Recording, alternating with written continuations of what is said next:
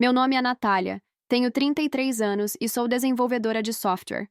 Sempre fui considerada a responsável da família. 3 semanas antes do casamento da minha irmã, Bruna, um casamento no qual eu já havia investido US$ 25.000, meu celular vibrou com uma mensagem da minha mãe. Você não está convidada. A Bruna não quer você lá. Meu estômago revirou. Fiquei parada, encarando aquelas palavras frias na tela. Depois de bancar o local da cerimônia, o buffet, a fotografia e mais um monte de coisa, eu estava sendo cortada da lista de convidados pela minha própria irmã. Aquela traição me cortou mais fundo do que qualquer faca poderia cortar. E antes de saber como essa história vai terminar, aproveita para deixar um like ou um comentário para ajudar a dar engajamento no vídeo. Isso ajuda bastante o canal. Crescemos em Portland. Não éramos pobres, mas também nunca vivemos com conforto de sobra. Meus pais, Sandra e Carlos, sempre trabalharam duro. Ela como enfermeira, ele como professor de ensino médio. Mas criar 2 filhas com esses salários significava apertar o orçamento.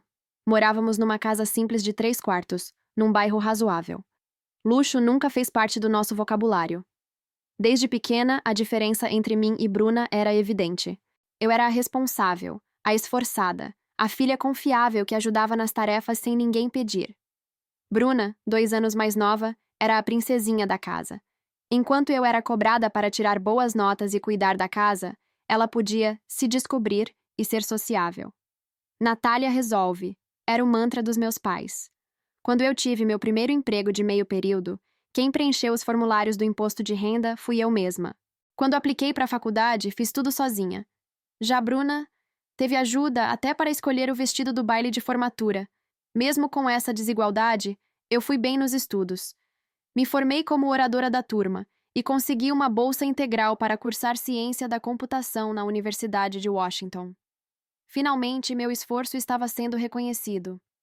Me formei com honras. Consegui emprego numa startup promissora em Seattle. A vida em startup era puxada, mas empolgante. Enquanto meus colegas gastavam seus primeiros salários com carros caros ou apartamentos de luxo, eu economizava, dividia um AP e investia quase tudo em ações da empresa. 3 anos depois, quando a empresa foi adquirida, minha prudência rendeu frutos. Aos 28 anos, meu patrimônio líquido ultrapassava US$ 2 milhões. Mas o sucesso não mudou muito meu estilo de vida.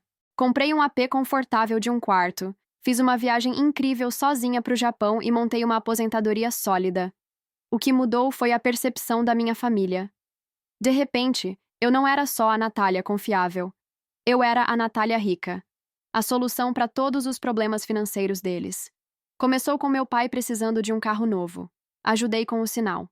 Depois, o hospital onde minha mãe trabalhava reduziu os turnos. Cobri 3 meses de hipoteca. Quando Bruna terminou um namoro e precisou se mudar, paguei o depósito e o primeiro aluguel. No início, parecia que todos estavam sinceramente gratos. Mas logo a gratidão virou um tipo estranho de direito adquirido. Quando Bruna conheceu Henrique, tudo virou de cabeça para baixo. Bruna conheceu Henrique no casamento de uma amiga. Ele vinha de uma família rica do leste dos Estados Unidos, daquelas com casas de verão e acesso a clubes de campo. Logo minha irmã estava passando os fins de semana nos Hamptons, postando fotos em eventos de gala beneficente, cercada de champanhe e arranjos florais caríssimos. A princesa tinha encontrado seu príncipe. Meus pais estavam em êxtase. O noivado foi anunciado depois de apenas 8 meses de namoro. Bruna me ligou aos gritos de felicidade, exibindo o anel de 2 quilates e descrevendo o pedido perfeito ao pôr do sol, feito em um iate. Apesar de uma vozinha dentro de mim dizer que Henrique parecia mais impressionado com o Instagram cuidadosamente montado da minha irmã do que com a pessoa real que ela era, fiquei genuinamente feliz por ela. Nath, você sempre esteve ao meu lado. Quero que participe de tudo, ela me disse emocionada. Quando mencionou que o casamento seria no Solar dos Araújos, um dos locais mais exclusivos de Seattle, senti o primeiro alerta. Casamentos lá começavam em US$ 50.000, um valor que meus pais jamais poderiam bancar. Não se preocupa com a mamãe e o papai, ela apressou-se em dizer. Os pais do Henrique vão ajudar, já está tudo encaminhado, mas, se você puder contribuir com algumas coisinhas menores, seria incrível. Claro, respondi, achando que ela se referia ao jantar de ensaio ou talvez ao vestido. O que eu não sabia era que essas coisinhas logo se transformariam em todo o casamento, e que minha generosidade acabaria me excluindo da própria festa que eu estava financiando. 2 semanas após o noivado, Bruna me convidou para almoçar num restaurante caro, o tipo de lugar em que um prato custa mais de $60. Ela claramente não podia pagar. Eu, como sempre, paguei a conta. No fim do almoço, ela deslizou uma planilha para o meu lado da mesa. Olha só o que estamos pensando. Na parte de baixo, total, $120 mil. Quase engasguei com minha água com gás. Bruna, isso é muita coisa. Na verdade, é um valor razoável, se considerar tudo o que queremos. Ela folheava uma revista de casamentos, apontando decorações florais exuberantes e mesas feitas sob medida. O Solar dos Araújos cobra 25 mil só pelo aluguel, mas é o único lugar que entrega aquele clima de conto de fadas que a gente quer. Perguntei, com toda a calma do mundo. E os pais do Henrique? O que eles vão contribuir? O sorriso da minha irmã sumiu por um instante. Então, eles ainda não estão muito certos sobre esse casamento. Acham que estamos indo rápido demais.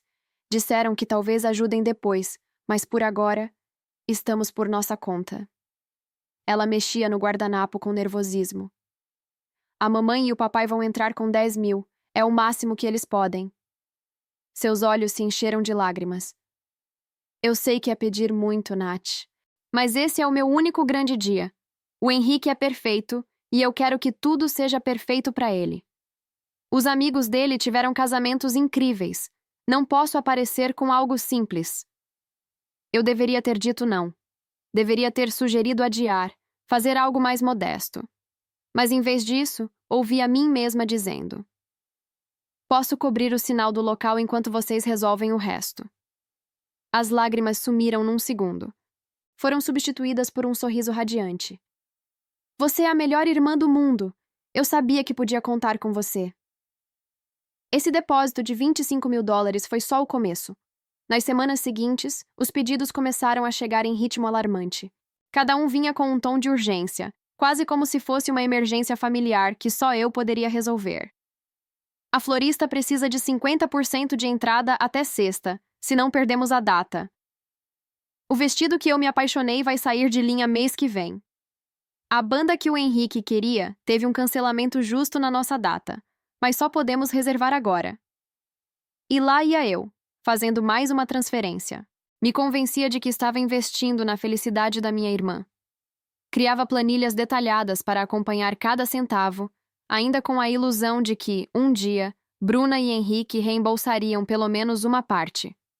3 meses antes do casamento, eu já havia gasto mais de $75 mil. E as contas continuavam chegando. Meus pais, ao invés de agirem como uma voz de razão, pareciam incentivar o comportamento extravagante da Bruna. Você é abençoada por poder fazer isso pela sua irmã, minha mãe disse numa das nossas ligações semanais. Seu pai e eu jamais poderíamos dar a ela o casamento dos sonhos. A mensagem era clara. Como eu tinha dinheiro, era minha obrigação prover o que eles não conseguiam. Ninguém parecia se importar com o fato de que eu tinha batalhado muito para conseguir aquele patrimônio, ou que eu poderia ter meus próprios planos para ele. Bruna deixou de ser grata e passou a se comportar como se tudo aquilo fosse um direito. O obrigada virou: precisamos de mais 5 mil para trocar os tecidos das toalhas. Sem nenhum, por favor. Henrique, que supostamente vinha de uma família rica, era uma presença fantasmagórica em tudo relacionado a finanças. Um dia, depois de transferir mais 3 mil para um pacote de bar premium, finalmente perguntei a Bruna: e o que o Henrique está pagando nessa história? Ele está ajudando de outras formas, respondeu na defensiva. Está cuidando de toda a lua de mel. Mais tarde, descobri por acidente, num e-mail que ela esqueceu de apagar, que os pais do Henrique estavam bancando a lua de mel, 2 semanas num resort de luxo em Bali. Ou seja, ele não estava pagando nada. 2 meses antes do casamento, eu já tinha desembolsado quase $95 mil. Meu consultor financeiro, que até então mandava alertas sutis, começou a me questionar diretamente sobre minhas decisões. Eu tive que vender investimentos antes do previsto. Paguei impostos que não tinha planejado. E ainda assim continuava. Por quê? Porque tinha medo da decepção no rosto da Bruna. do drama familiar que viria se eu me recusasse. Então eu engolia a mágoa e continuava bancando. Me convencia de que, depois do casamento, tudo voltaria ao normal. O que eu não sabia era que, na minha família, normal significava sugar tudo que eu tivesse até não sobrar mais nada, nem emocional, nem financeiramente. Apesar de bancar praticamente o casamento todo, eu estava cada vez mais sendo deixada de lado no processo. Meu cargo como desenvolvedora sênior era exigente, e eu nem sempre podia comparecer às degustações ou às reuniões com fornecedores. Mas fazia o possível. Entrava em chamadas de vídeo, reorganizava minha agenda. Bruna, no entanto, parecia marcar tudo de propósito nos horários em que eu tinha compromissos inadiáveis. Ah, marquei errado de novo, dizia, com um ar de inocência. Mas já fechamos com o fornecedor, então não tem problema. Um dia, consegui sair mais cedo do trabalho e fui até a degustação do buffet, que inicialmente eu não conseguiria ir. Quando cheguei, encontrei Bruna com a nossa mãe e a mãe do Henrique. Patrícia, uma mulher elegante, magra, com cabelo impecável e um eterno olhar de desprezo educado. Natália? Exclamou Bruna, parecendo mais surpresa do que feliz. O que você está fazendo aqui? Minha reunião foi cancelada, então achei que podia vir. Patrícia me lançou um olhar de cima a baixo, reparando na minha roupa simples de trabalho. Bruna não mencionou que você viria. Foi uma decisão de última hora, respondi, estendendo a mão. Sou a irmã da Bruna. Ah, sim, ela respondeu, quase sem encostar na minha mão. Ela mencionou que você trabalha com computadores? Antes que eu pudesse dizer algo, Bruna se apressou. A Nath é super ocupada com o trabalho. Por isso a gente que tem tocado a maioria das decisões. Durante a degustação, me senti como uma intrusa, apesar de ser eu quem estava pagando tudo. Patrícia dominava a conversa, vetando pratos por serem simples demais e sugerindo upgrades que, é claro, cairiam no meu cartão. Bruna acatava tudo, e nossa mãe, encantada, apenas assentia. Depois que Patrícia foi embora, chamei Bruna de lado. O que foi aquilo? Me senti como se tivesse invadido o casamento de outra pessoa. Ai, não exagera. Ela suspirou. A Patrícia tem um gosto incrível e já organizou os casamentos das filhas do Henrique. Quero que ela se sinta incluída. Mais incluída do que quem está pagando por tudo? O rosto da Bruna endureceu. Ah, então é isso? Vai jogar o dinheiro na cara agora? Nossa mãe interveio antes que eu respondesse. Meninas, por favor. Natália, sua irmã está estressada. O que ela menos precisa agora é se sentir culpada por ter aceitado a sua ajuda. Como sempre, pedi desculpas. E o momento passou, mas o padrão se repetia. Na semana seguinte, eu estava passando por um café perto do apartamento da Bruna quando reconheci sua voz vindo de uma mesa no canto. Ela estava com a madrinha do casamento, Camila, falando alto o suficiente para que qualquer um pudesse ouvir, inclusive eu. A Natália tá sendo uma controladora com tudo, reclamava. Só porque tá pagando, acha que tem direito de decidir cada detalhe. Esse casamento é meu, não dela. Que saco, respondeu Camila, revirando os olhos. Mas pelo menos você vai ter o casamento dos sonhos sem se endividar. Pequeno preço a pagar pela atitude dela. Às vezes eu queria que ela só mandasse o dinheiro e sumisse, suspirou Bruna. Ela complica tudo com essas planilhas e perguntas. Eu fui embora antes que me vissem. Senti como se tivesse levado um soco no estômago.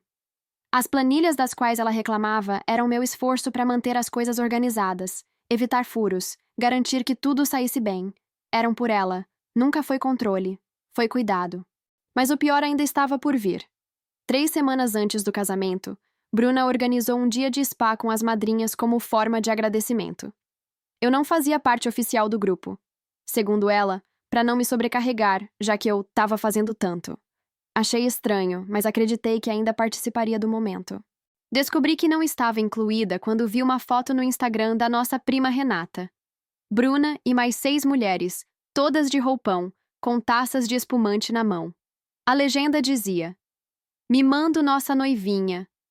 Bruna e Henrique vão casar. Naquela noite, confrontei Bruna. Você fez um dia de spa com as madrinhas e não me convidou? Ela desabou em lágrimas. Eu não achei que você fosse querer ir. Você tá sempre tão ocupada, tão estressada com o trabalho. Eu só queria aliviar as coisas pra você. Aliviar as coisas, me excluindo de um dia que celebra o casamento que eu tô pagando? Minha voz tremia de dor e indignação. Desculpa, soluçou. Você tem razão. Eu devia ter te chamado. Eu vou compensar, prometo. Você é a pessoa mais importante nesse processo todo. Nada disso seria possível sem você. Por um instante, achei que tinha exagerado. Que talvez o estresse da organização estivesse nos afastando temporariamente. Bruna começou a me ligar mais, pedir minha opinião, marcou até um jantar só entre irmãs no meu restaurante preferido. Achei que estávamos nos reaproximando. Então veio o jantar de ensaio. Os pais do Henrique, que até então tinham se mantido distantes, resolveram bancar o evento.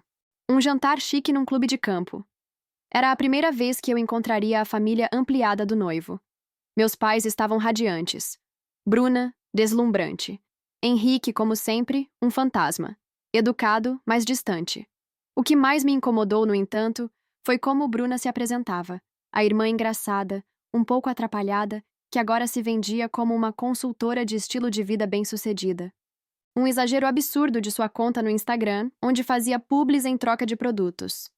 Quando um tio do Henrique perguntou como havíamos conseguido bancar um casamento tão caro, com os salários de professor e enfermeira dos nossos pais, Bruna respondeu com um sorriso. Ah, eu e a Natália tivemos bastante sucesso nas nossas carreiras. Como se fôssemos iguais na contribuição. Como se meu nome estivesse no cheque do buffet junto com o dela. Mais tarde, ouvi a Patrícia comentar com outra convidada. A Bruna vem de uma família boa.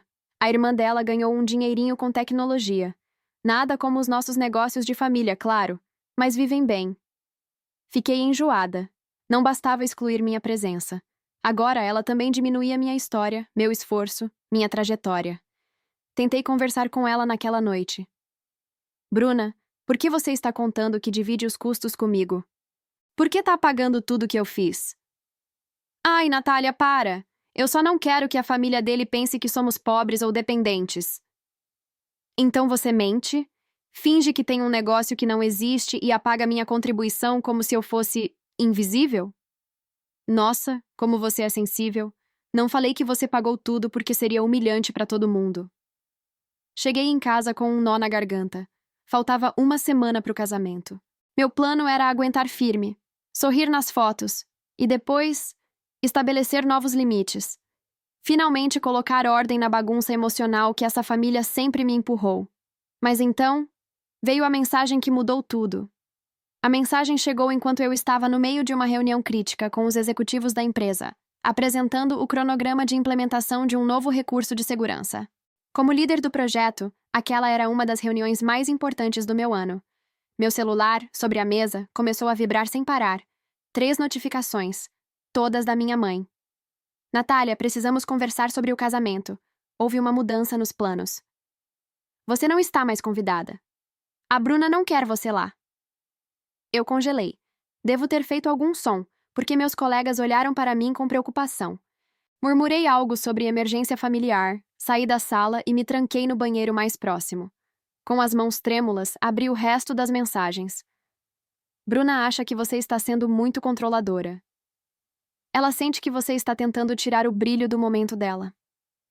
Os pais do Henrique disseram que só vão ajudar financeiramente se o casamento ocorrer sem nenhum drama. E por fim, ela precisa que esse dia seja perfeito. Por favor, entenda e respeite a decisão dela. Respeitar? Depois de quase $100.000 gastos? Depois de ser diminuída, ignorada, excluída? Chorando de raiva, liguei imediatamente para minha mãe. O que está acontecendo? Minha voz saía contida, mas vibrava por dentro. Ela suspirou. Filha, eu sei que é difícil de aceitar, mas a Bruna está sob muita pressão. Os pais do Henrique estão finalmente aceitando o casamento, e ela não pode correr o risco de que nada dê errado. E eu sou o quê? Um risco? Um problema que precisa ser removido do caminho? Houve uma pausa reveladora antes de ela responder. A Patrícia comentou sobre possíveis tensões familiares. Parece que a Bruna mencionou alguns desentendimentos entre vocês duas. Desentendimentos. Você quer dizer eu perguntar para onde está indo o meu dinheiro? Ninguém está negando a sua generosidade, filha. Mas isso não é sobre dinheiro. É sobre o dia especial da sua irmã. Então me explica por que eu fui desconvidada do casamento que eu paguei? Perguntei. Nova pausa. Longa. Os pais do Henrique vão entrar com 50 mil, mas só se a cerimônia ocorrer com tranquilidade. Parece que... A Bruna disse que você tem tido episódios emocionais. Episódios, repeti, com o sangue gelando. O que isso quer dizer? Minha mãe murmurou. Ela pode ter sugerido que você está com dificuldades emocionais, que o sucesso profissional te sobrecarregou, que você tem descontado nela. O mundo girou ao meu redor. A Bruna não só me excluiu e abusou da minha boa vontade. Ela me pintou como instável, mentalmente doente. Para justificar o que fez, você defendeu a verdade, mãe? O silêncio respondeu por ela. Naquele instante, tudo ficou claro. Por anos, fui o banco da família. A filha confiável, forte, que resolvia tudo, que fazia tudo. Me diziam que era amor. Mas era exploração. Mãe! Falei com uma calma quase assustadora. Por favor, diga à Bruna que se eu não sou bem-vinda no casamento, meu dinheiro também não é. Natália, não faça isso. Não seja vingativa. Não é vingança. É limite. E já deveria ter existido há muito tempo. Minha voz crescia a cada frase. Se os pais do Henrique estão entrando com 50 mil, ótimo. Que entrem com os outros 100 mil também. Eu já gastei demais. Você não pode fazer isso. Está tudo pago. O casamento é daqui a 3 dias.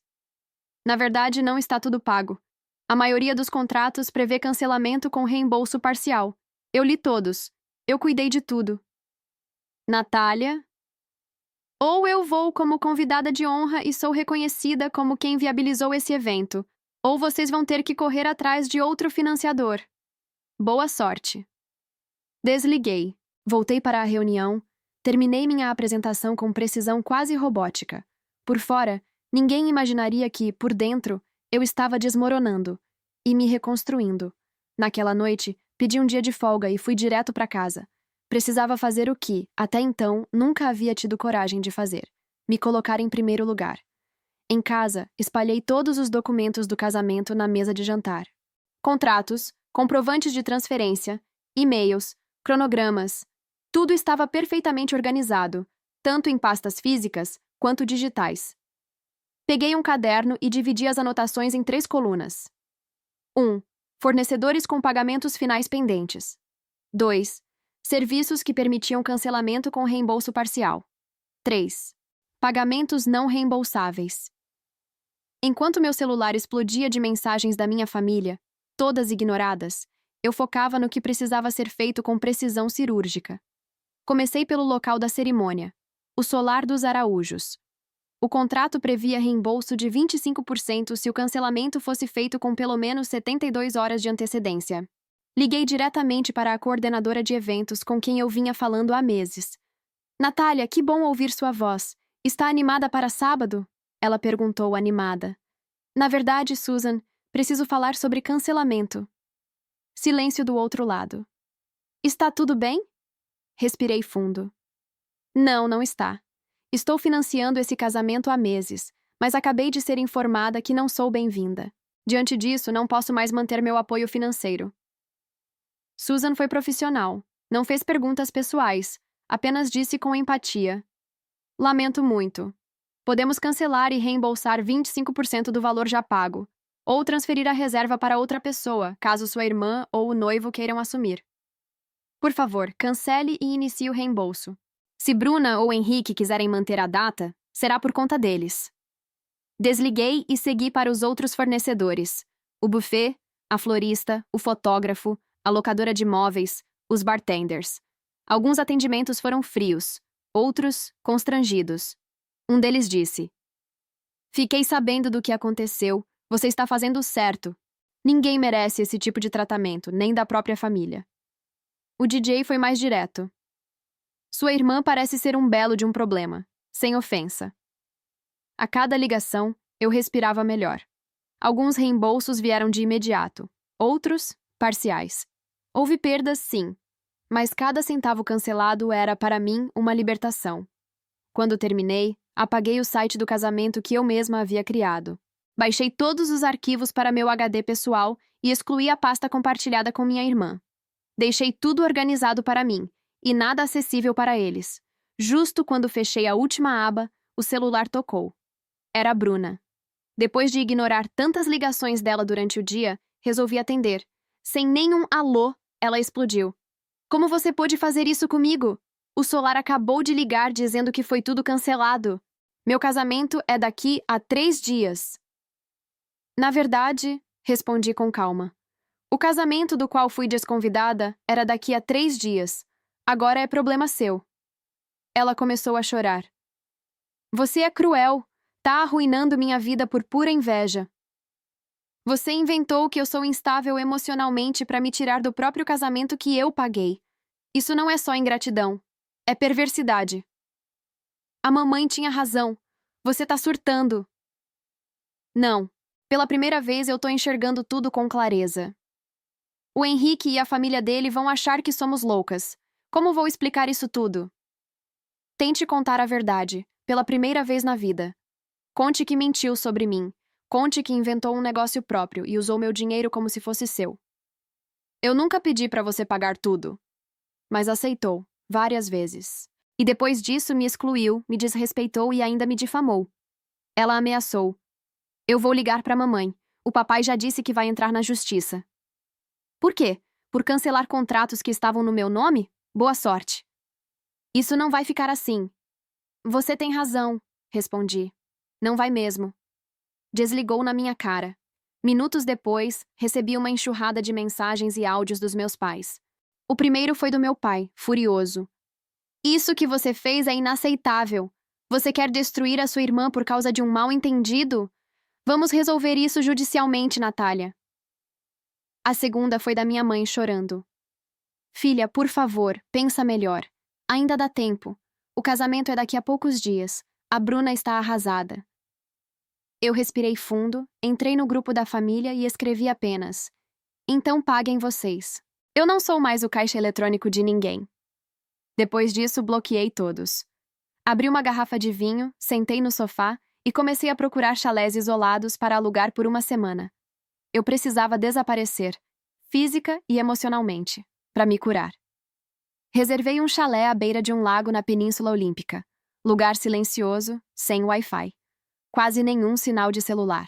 A Península Olímpica, no início do outono, parecia ter sido feita sob medida para o meu estado emocional. Cores vibrantes sob um céu cinzento, ondas quebrando nas praias desertas enquanto florestas silenciosas se estendiam por quilômetros. Era o cenário ideal para uma pausa, para um recomeço. Passei 7 dias sozinha. Caminhava por trilhas cobertas de folhas, me sentava na areia fria observando as gaivotas, mergulhava em longos silêncios. Deixei o notebook em casa, desliguei as notificações, levei apenas meu celular para emergências e um caderno. Naquela cabana simples, entre paredes de madeira e janelas embaçadas pelo frio, comecei a escrever. Escrevi tudo. Sobre a infância, sobre Bruna, sobre como passei a vida tentando agradar, compensar, sustentar. Como me tornei a forte, a capaz, a que nunca precisava de ajuda, mas de quem todos esperavam tudo. No terceiro dia, uma clareza que eu jamais havia sentido me atingiu. O que mais doeu não foi o dinheiro. Foram as palavras frias, a exclusão planejada, a mentira sobre minha sanidade mental. Perceber que minha família me via mais como um recurso do que como uma pessoa me devastou. E, ao mesmo tempo, libertou. Na manhã em que teria sido o casamento, subi até uma cachoeira isolada que havia descoberto na véspera. Levei comigo uma folha de papel onde escrevi, à mão, cada comentário cruel, cada manipulação, cada gesto de indiferença. Depois, rasguei em pedaços bem pequenos e joguei na correnteza. Dramático? Talvez. Mas enquanto via os papéis se desintegrarem, senti um tipo de leveza que eu não experimentava há anos. Era simbólico. Era necessário. Voltei para Seattle na semana seguinte. E, como previsto, a realidade me esperava como uma avalanche. Primeiro vieram as redes sociais. Bruna postou uma selfie chorando com legenda dramática. Nem sempre a família te apoia. Tive que refazer meu casamento inteiro em 3 dias, mas o amor venceu. Minha mãe publicou um post vago no Facebook. Estamos passando por momentos difíceis, pedimos orações. Amigos e parentes distantes começaram a tomar partido, sem saber de nada. Alguns disseram que eu era invejosa, outros que Bruna era uma mártir. Vários repetiam a versão de que eu havia tido uma crise emocional, alimentando exatamente a mentira que minha irmã usou para me apagar da própria história. Eu não respondia nada. Quem realmente me conhecia veio até mim. Silenciosamente, com afeto verdadeiro. Minha melhor amiga, Thalita, apareceu com pizza e vinho na primeira noite. Nem quero saber de história agora. Só quero te ouvir quando estiver pronta. Meu colega de trabalho, João, aquele que viu minha saída abrupta da reunião dias antes do rompimento, me chamou para jantar com ele e o marido. Você não precisa explicar nada, só queremos te distrair. Aos poucos, por relatos de terceiros, fui descobrindo o que realmente aconteceu no casamento. Sim, Bruna e Henrique se casaram, mas não no solar dos Araújos. Foi no clube dos pais dele, com metade da lista de convidados original, sem flores exuberantes, sem buffet gourmet. Os upgrades de luxo foram trocados por um jantar comum e uma decoração simples, segundo minha prima Renata, que foi madrinha. Parecia um evento improvisado. A Bruna estava nervosa, o Henrique sumia o tempo todo no celular. Seus pais estavam tensos. Pareciam mais aliviados quando terminou do que felizes. Oficialmente, a minha ausência foi explicada como uma emergência médica. Convenientemente vago, mas sugestivo o suficiente para justificar o que tinha acontecido. Nenhuma menção ao meu dinheiro, nenhuma menção aos cancelamentos. A versão contada ao mundo era: Bruna foi traída. Eu fui instável, mas para mim, já não importava mais a história que eles escolhessem contar. 2 semanas depois do meu retorno, minha mãe voltou a insistir em contato. Começou com mensagens carregadas de culpa. Depois vieram os áudios longos, cheios de apelo emocional. Acabei desbloqueando o número dela, mas mantive a distância. Respondi apenas com frases curtas, informando que eu estava bem, mas sem abrir espaço para reconciliação. Seu pai e eu achamos que precisamos conversar pessoalmente, ela dizia. A Bruna voltou da lua de mel e há coisas que precisam ser esclarecidas. A verdade é que eu não estava pronta, e sabia disso. Pela primeira vez na vida, decidi não fingir. Comecei a fazer terapia com a doutora Shin, uma psicóloga especializada em relações familiares e autoestima. Logo na 3ª sessão, os padrões começaram a surgir com nitidez. Sua família te colocou num papel desde cedo, ela disse. Você era a responsável, a que resolvia tudo. E a Bruna era a que precisava de cuidado. Essas funções foram estabelecidas para satisfazer as necessidades emocionais dos seus pais e foram mantidas, mesmo quando começaram a te machucar. Cada conversa com a doutora Shin era uma revelação. Comecei a enxergar como meus pais terceirizaram responsabilidades emocionais para mim, como meu sucesso virou uma muleta para todos, como nunca me permitiram ser vulnerável, porque minha função era sustentar tudo. Quando o fim do ano se aproximou, vieram as pressões típicas. Minha mãe me ligava quase todos os dias em dezembro. Família precisa ficar junta no Natal, independente das diferenças. Pela primeira vez eu disse não. Enviei presentes, mas não fui. Passei a ceia com a Thalita e a família dela. Fui recebida com afeto, respeito e leveza.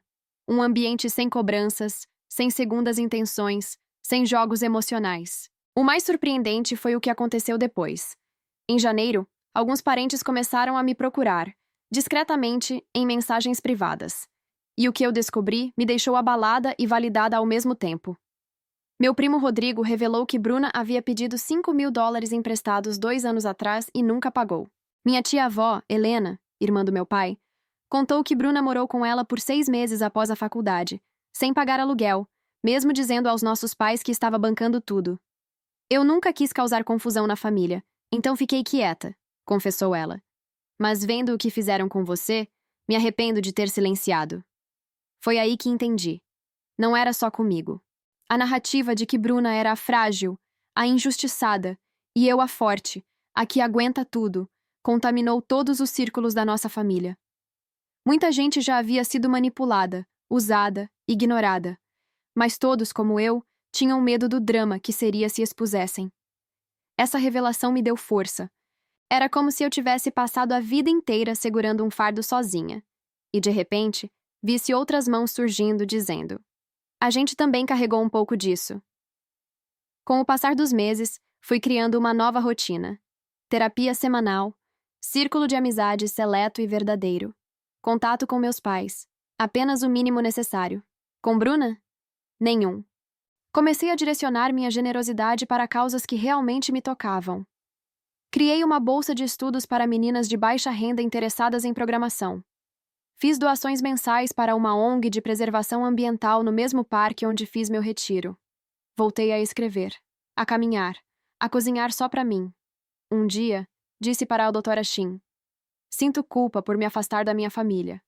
Ela respondeu: limites não são punições. São estruturas que permitem que os relacionamentos existam de forma saudável.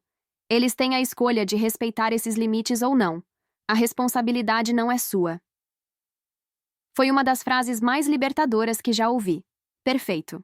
Aqui está a parte 9 da história, onde Natália reencontra Bruna, e pela primeira vez em muito tempo, as duas conseguem se encarar sem máscaras.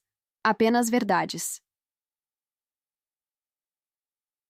8 meses depois do que seria o casamento perfeito da minha irmã, chegou um envelope azul claro na minha caixa de correio. Reconheci a letra na hora. Era da Bruna. Fiquei olhando para o envelope por vários minutos. Parte de mim queria rasgar sem ler. A outra parte queria entender. Abri. Dentro havia um cartão simples com uma mensagem curta, manuscrita. Eu te devo um pedido de desculpas. Podemos conversar? Sem justificativas, sem enrolações. Só isso. Mostrei a doutora Tim na sessão daquela semana. E agora? Perguntei. Ela respondeu: você não precisa decidir por perdão imediato, nem por reconciliação. Mas se quiser conversar, vá com os olhos abertos. Leve os limites com você. Então respondi a Bruna com a mesma simplicidade. Podemos tomar um café terça-feira às 15 horas. Nos encontramos em um café neutro, no meio do caminho entre minha casa e o antigo apartamento dela. Quando Bruna chegou, me surpreendi. Ela não era mais aquela mulher plastificada de designer. Estava de jeans, um suéter simples, o cabelo preso num rabo de cavalo, e maquiagem quase nenhuma. Pela primeira vez em anos, eu vi suas sardas. Vi a Bruna real. O Henrique e eu estamos nos separando, ela disse, logo depois de fazermos o pedido. Dessa vez é sério, já estamos com o divórcio sendo redigido. Sinto muito, respondi. E naquele momento, eu realmente senti. Não precisa sentir, é o certo. Estar casada com ele me fez enxergar quem eu era. E eu não gostei do que vi. Superficial, vaidosa. E pior, disposta a machucar quem me ama para manter uma fachada. Ela me olhou nos olhos. O que eu fiz com você é imperdoável. Inventar que você estava desequilibrada, te excluir, usar seu dinheiro como se fosse meu, tudo isso me envergonha. Então por que estamos aqui? Perguntei. Não com rancor, mas com honestidade. Porque eu precisava assumir o que fiz, sem pedir desculpa teatral, sem dizer que foi culpa do estresse, só assumir, e dizer que, mesmo que você nunca queira me perdoar, eu reconheço cada erro, e estou tentando ser alguém diferente. Ela contou que começou a fazer terapia, que está voltando para Portland, que vai retomar o antigo plano de tirar a licença para dar aula no ensino fundamental, o sonho que abandonou quando decidiu virar influencer. Falamos por 1 hora. Foi intenso, honesto, desconfortável às vezes. Choramos um pouco, rimos até. Mas não saímos dali como irmãs curadas. Saímos como 2 mulheres dispostas a, talvez, recomeçar do zero. Não espero reconciliação rápida, nem promessas de Natal juntas, disse ela antes de irmos. Só quero que você saiba que estou disposta a reconstruir, se, e quando, você estiver também. Se as atitudes combinarem com as palavras, talvez a gente tenha chance, respondi. Perfeito. Aqui está a parte 10, o desfecho da história, onde Natália encerra esse capítulo com maturidade, dignidade e uma nova visão de si mesma e das relações que quer cultivar. Mal, aquela conversa com Bruna não curou tudo de uma hora para outra, mas foi como plantar uma semente. Não da reconciliação que um dia desejei, mas de algo mais real. Respeito mútuo. Passamos a trocar mensagens curtas. Coisas simples. Eu mandei o link de um curso de pedagogia que pesquisei para ela. Ela me mandou um meme com piada interna da infância. Foram pequenas pontes. Nada grandioso. Nada urgente. Pela primeira vez, não havia cobrança. Nem expectativa. Só espaço. Enquanto isso, minha vida também mudava. 6 meses depois daquele café com Bruna, comecei a namorar um engenheiro de software chamado Bruno. Gentil, calmo, com um senso de humor que me desmontava. Logo no início, abri o jogo. Minha família me usou por muito tempo. Coloquei limites duros. Tenho cicatrizes. Ele não recuou, nem me julgou. Pelo contrário. Eles deviam agradecer só pelo fato de você ainda considerar abrir uma brecha, disse segurando minha mão. Aquela validação significou tudo. Com ele aprendi que minha generosidade pode continuar existindo. Mas não precisa vir acompanhada de culpa, dívida ou silêncio. Ela pode ser oferecida, não exigida. O dinheiro que perdi com o casamento da Bruna já era. Nunca mais verei um centavo daquilo. E tudo bem. A dor emocional demorou mais a passar. Mas com o tempo, com terapia, com amor real e com limites saudáveis, ela cicatrizou. Hoje, olho para trás e enxergo não uma vítima, mas uma mulher que despertou. Descobri uma força que nem sabia que tinha. Descobri que não sou egoísta por me priorizar. E que quem te ama de verdade nunca te faz duvidar do seu valor. Mais do que tudo, aprendi que caminhar para longe de um ciclo tóxico pode ser o gesto mais amoroso. Com os outros, sim, mas principalmente com você mesma. Se você chegou até aqui e se reconheceu nessa história, saiba, você não está só. Colocar limites não é crueldade, é autocuidado. Dizer não para a manipulação é dizer sim para a sua dignidade. E caminhar sozinho por um tempo, às vezes é o único jeito de reencontrar quem você é.